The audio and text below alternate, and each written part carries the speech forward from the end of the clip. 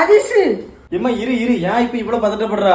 இல்ல சப்போட்டா பழம் வாங்கிட்டு வந்தா இது என்னதுல ஒரு மாதிரி வித்தியாசமா இருக்கு. அதான் இது என்னது? அது வேற ஒண்ணும் இல்ல, அதுக்கு பேரு கிவி பழம். என்ன அழுதுட்டு இருக்கா?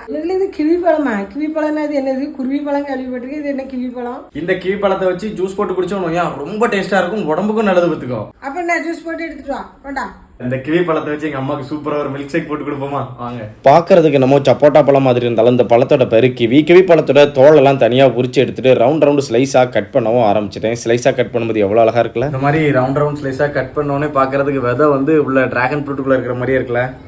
டேஸ்ட் பண்ணி பார்ப்போமா?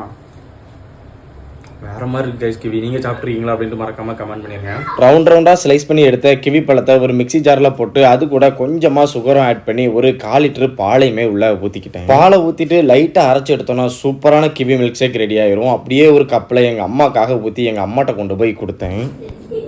கிவி பழம் மில்க் ஷேக்கா? கேள்விப்படாத பழம்.